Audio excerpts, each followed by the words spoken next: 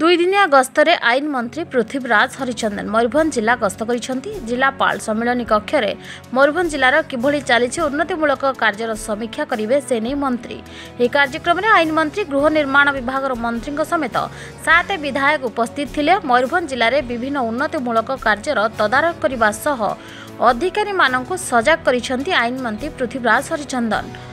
जिलार पूर्त विभाग 2टी डिविजन यथा बारिपदा और रायरंगपुर एनएच एवं एनएचआई अधीन कार्यकारी होतिबा विभिन्न उन्नयनमूलक प्रकल्प यथा रास्ता पोलो गृह निर्माण इत्यादि प्रकल्प गुड़िकर अग्रगति संपर्क में समीक्षा करथिले। जिले में प्रकल्प गुड़िक कार्यकारितार अग्रगति नहीं संतोष प्रकाश करने सह लोकंक मौलिक आवश्यकता गमनागमनर सुविधा पाई दायित्वर सहित प्रकल्प कार्यगुड़िक धार्य समय अवधि भितर संपूर्ण कराइबा पाई संपृक्त अधिकारी मानक परामर्श देथिले।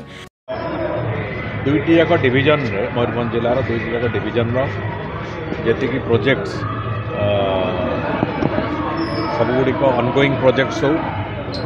नुआ प्रपोजल थिबा जो आउटकम बजेट रे जो प्रोजेक्ट गुड़िक इनक्लूड कराई से गुड़िक हो किंबा जो गुड़िक आगामी दिन में जो प्रोजेक्ट गुड़िक ताकू आम ग्रहण करने को जाऊँ एवं जो रास्ता गुड़िक ट्रांसफर हबार अच्छी आरडी रास्ता जो गुड़िक ट्रांसफर हबार अच्छी से गुड़िक ये सबू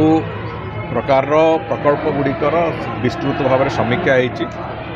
एवं सब सामग्रिक भाव में ये ऐतिह्यपूर्ण मयूरभंज जिलार समस्त रास्ता ठीक ढंग से रहू कौन सी रास्ता नहीं कि कौन सी जगह कंप्लेन न रहू से बाबद में मानवर सांसद माने विधायक माने मानवर मंत्री समस्ते थाई कि आज ये समीक्षा संपूर्ण होती।